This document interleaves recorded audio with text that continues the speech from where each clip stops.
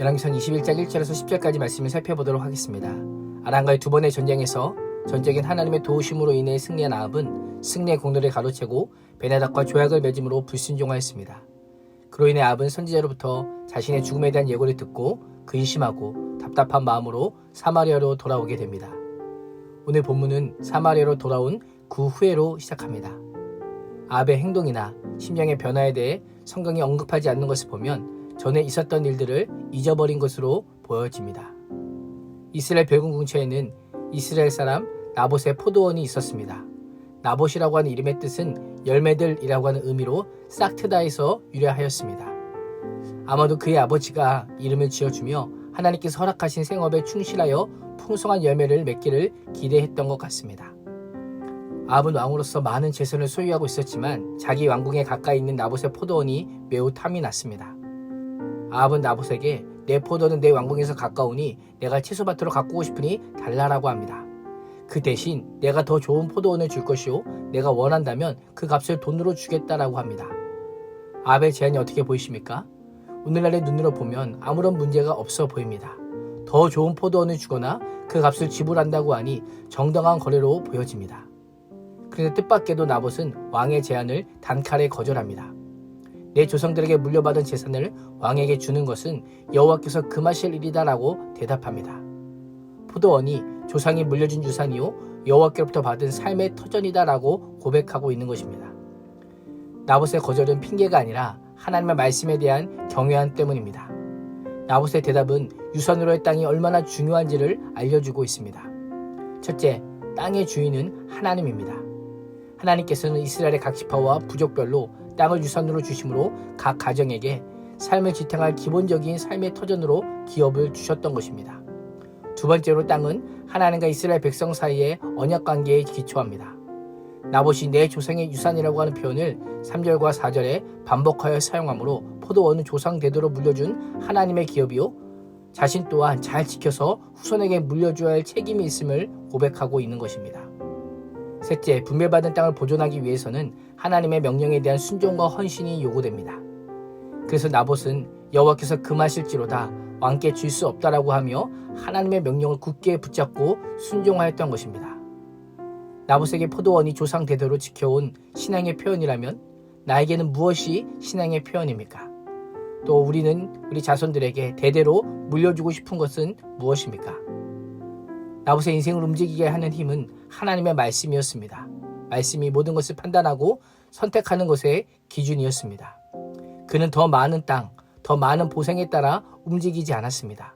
하나님의 말씀에 합당한 것인가를 늘 물었던 삶이었습니다. 오늘 내 삶을 움직이는 실제적인 기준은 무엇입니까? 입으로 말하는 기준이 아니라 정말 내 마음 깊은 곳에서 나를 움직이고 들썩이게 하는 기준이 무엇인지 생각해 볼 수 있기를 바랍니다. 우리를 움직이게 하는 유일한 기준은 성경이어야 합니다. 하나님의 말씀뿐이어야 한다라는 것입니다. 아합이 이 사실을 몰랐을까요? 몰랐을 리 없습니다. 하나님의 말씀에 불순종하고서라도 자신의 욕망을 채우고 싶었던 것입니다. 그래서 이세벨에게 이야기할 때도 나봇이 하나님의 명령을 지키기 위해 거절한 것이 아니라 마치 자신의 통 큰 제안을 거절한 것처럼 왜곡하여 말하였던 것입니다. 나봇이 하나님의 말씀에 따라 포도원을 팔 수 없다라고 하자 아합은 음식을 먹지 못할 정도로 근심하고 답답해합니다. 하나님께로부터 자신의 죽음 예고를 들었을 때와 심정이 거의 같습니다. 아합의 모습이 어떻게 보이십니까?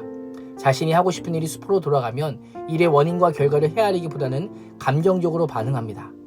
원하는 것은 어떻게 하든 얻어야 하는 어린아이 같은 모습을 보입니다. 아합이 나봇의 포도원을 원하는 이유가 무엇입니까? 자신의 개인적인 채소를 재배하기 위함입니다.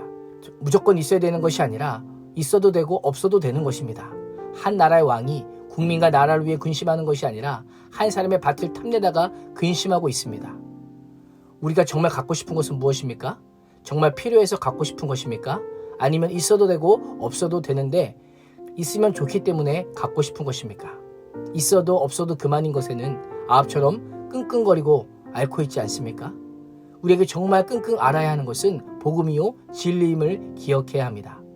아합의 말을 들은 이세벨은 왕이 지금 나라를 다스리시니까 라고 반응합니다.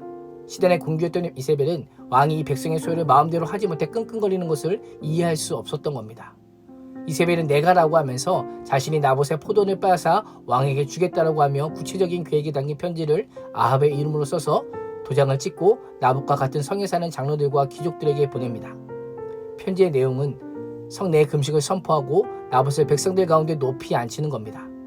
나봇이 하나님과 백성들 앞에서 큰 죄를 범한 자로 몰아붙이고 2명의 불량배를 거짓 증인으로 세워 나봇이 하나님과 왕을 저주하였다라고 모함하여 돌로 쳐 죽이려고 하고 있습니다. 하나님을 두려워하지 않는 바알의 딸답게 악랄하게 행동하는 이세벨의 모습을 보게 됩니다.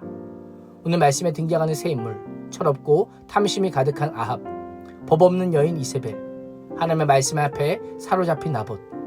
나의 모습은 어떤 인물에 가깝습니까?